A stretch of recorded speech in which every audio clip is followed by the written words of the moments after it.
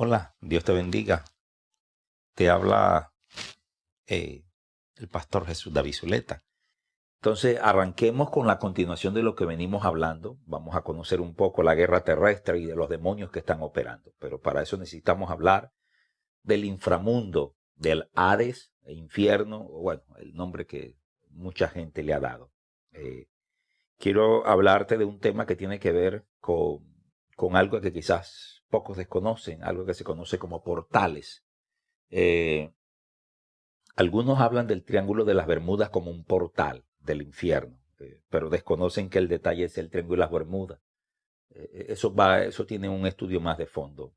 Jacob también habla del portal o casa del cielo cuando tuvo aquella visión que veía ángeles que subían y bajaban por una escalera. Pero vamos a ir a la palabra. Efesios capítulo 4, verso 8, dice lo siguiente. Por lo cual dice, subiendo a lo alto,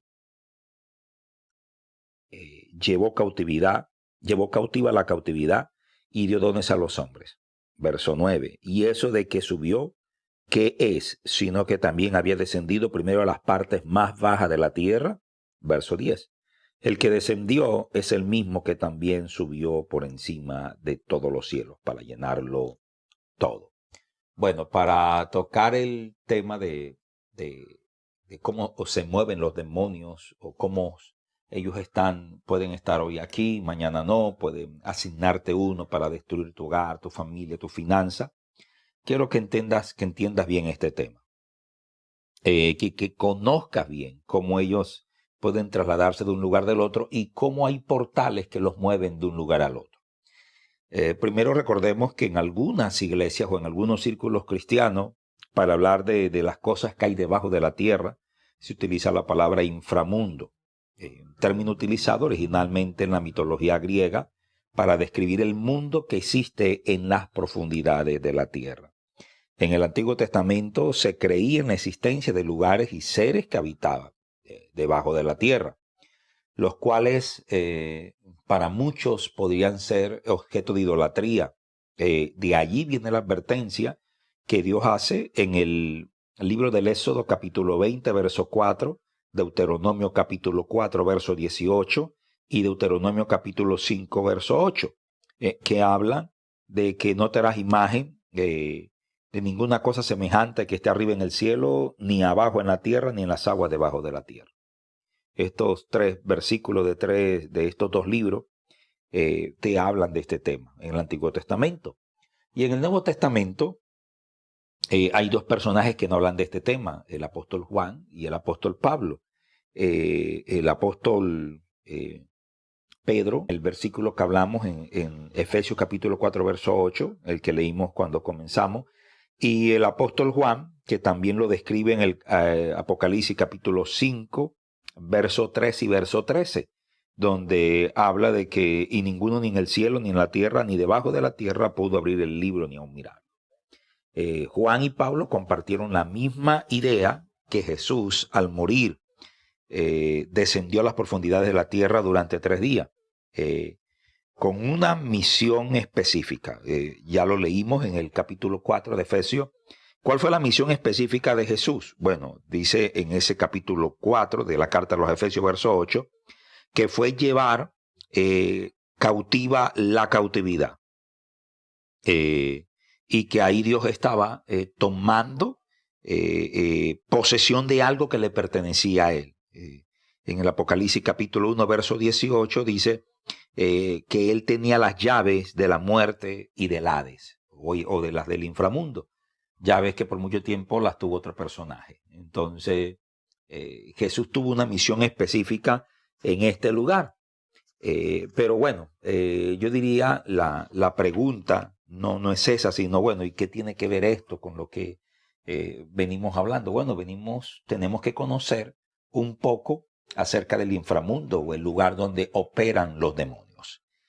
Hay algo que tenemos que tener claro. Los portales, algunas personas han tenido la oportunidad de experimentarlos. Estoy hablando de guerra de alto nivel. Esto no tiene que ver con cuestioncitas bobas, no. Estoy hablando de guerra de alto nivel. Por ejemplo, en la antigüedad siempre se creía que había una conexión entre el inframundo y el cielo y la tierra. Es cielo, tierra, infierno, tierra, o Hades, tierra, o inframundo, tierra. Por ejemplo, cuando Israel fue llevado, lo llevaron en el exilio a Babilonia, ellos tenían un concepto muy claro. El judío en Babilonia, para ellos Babilonia no solamente era el imperio, ni Nabucodonosor era la gran...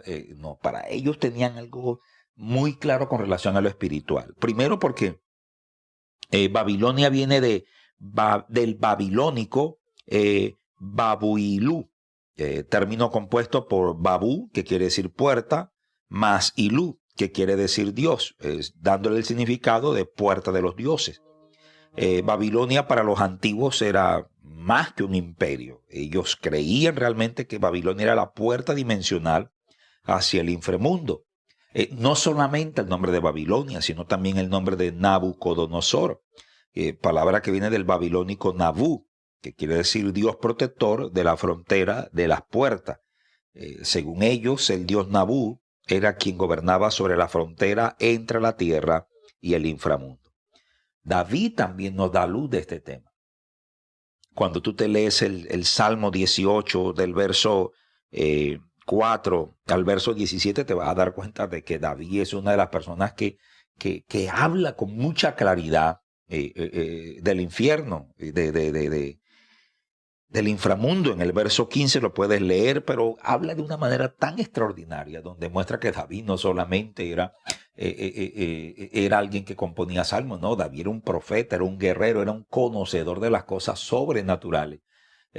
Por algo dice la Biblia que cuando David habló con Saúl, cuando fue a enfrentar a Goliat, dice: Señor, es que cuando yo cuido las ovejas, varias veces he cogido los leones y los osos y los he matado. Es que eso no lo puede hacer cualquier persona. Tenía que ser alguien que conocía de lo sobrenatural, del poder de Dios. Y allí es donde uno comienza a hacerse preguntas y analizar muchas cosas. Por ejemplo, el doctor de teología Herman Ponce argumenta hipotéticamente que el escritor bíblico Job, en dos de sus escritos, dice que se conoce como Polo Norte y Polo Sur son en realidad portales que conectan la superficie de la Tierra con el inframundo. Bueno, aquí te voy a hablar de algo que los que estudiamos demonología lo hemos analizado. Presta mucha atención a lo que te voy a decir. En Job capítulo 37, versos 9 y 10 dice lo siguiente: del sur viene el torbellino, oye, del sur viene el torbellino y el frío de los vientos del norte. Por el soplo de Dios se da el hielo y se congela la extensión de las aguas. Ahora, el capítulo 38, verso 29 al verso 30 dice lo siguiente: ¿de qué vientre salió el hielo y la escarcha del cielo? ¿Quién le engendró? Las aguas se endurecen a manera de piedra y aprisionada, congelada, quiere decir aprisionada, está la superficie del abismo o el lugar acuoso. Mira lo que dice. Presta la atención. El primer verso dice: y el frío de los vientos del norte, por el soplo de Dios, se da el hielo y congela la extensión de las aguas, hablando del polo sur. Pero mira lo que dice el capítulo 38, versos 29 y 30. Dice: las aguas se endurecen a manera de piedra. O sea, hablando del hielo. Dice: y aprisionada está la superficie del abismo. Esto es revelado. Esto es para que lo analices, para los que están estudiando realmente guerra espiritual. En el libro del Éxodo, también capítulo 15, verso 8, dice lo siguiente: al soplo de tu aliento se amontonan las aguas. Se juntaron las corrientes como en un montón. Los abismos se cuajaron en medio del mar. ¡Wow! Poderosa revelación para que entiendas algo que tiene que ver con lo que estamos estudiando acerca de los portales. Entonces, podríamos decir lo siguiente, podríamos pensar en algo. Esto nos puede llevar a pensar, esto es, podemos decir hipotéticamente, que un elemento que nos traslada a otra, que el agua es un elemento que nos traslada a otra dimensión, como en el bautismo. El que no naciere del agua y del espíritu no podrá ver el reino de los cielos. O sea, toda esta conexión, Jesús nos mandó a bautizar con agua. Yo siempre he dicho que el agua tiene una conexión, algo que, a pesar de que físicamente el agua es energía, e hidrógeno, oxígeno. Esto tiene algo que tiene un poder que mucha gente desconoce, el agua. También podríamos decir que el agua es una puerta donde el hombre pasa 9 meses metido en el agua del vientre de la madre. Él viene como espíritu del cielo y entra a los huesos del feto que está en el vientre de la madre. Pero antes de pasar de la dimensión de Dios a la tierra, tiene que pasar por el agua. Entonces, para venir del cielo a la tierra, hay una puerta dimensional, que también podríamos decir que es el agua. Por eso lo dice Eclesiastés capítulo 11, verso 5. Eso lo puedes leer ahí cuando se habla de este tema. Una de las cosas que a veces más me ha llamado la atención es cuando Jesús hace la liberación del endemoniado gadareno. Los demonios que habitaban en aquella persona, lo primero que le pidieron a Jesús era que le dejara entrar al hato de cerdo. Y los animales desesperadamente corrieron a echarse al agua. Entonces es algo que uno lo pone a pensar. Y bueno, para otros han llegado hasta decir que el agua es la cárcel para los demonios. Bueno, yo no creo tanto en eso. Yo creo que es como el lugar donde ellos se sienten más cómodos y donde ellos habitan.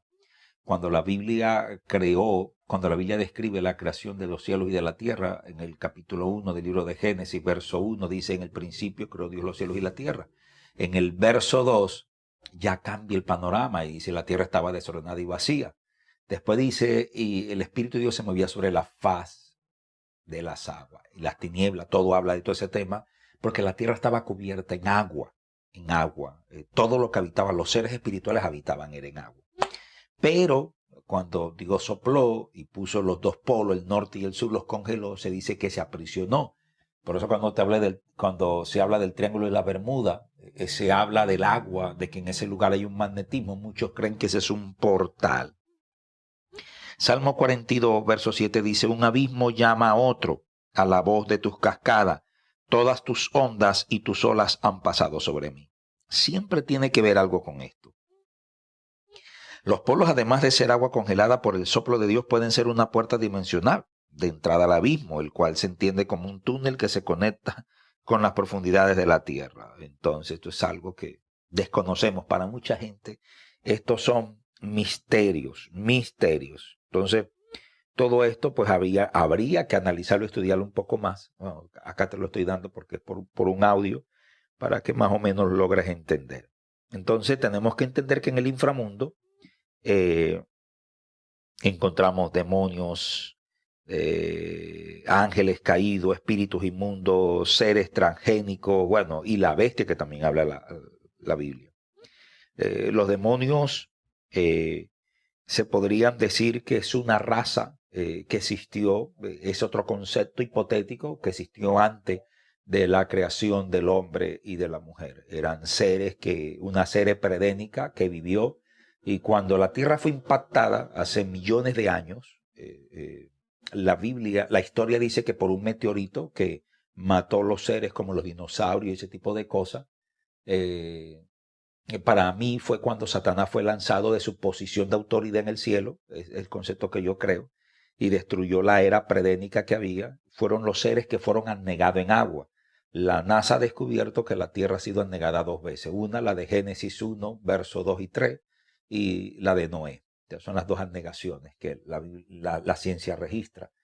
Y cuando hablamos de este tema, que es apasionante, entonces podemos decir que los demonios, su habitación fue el agua por muchos años.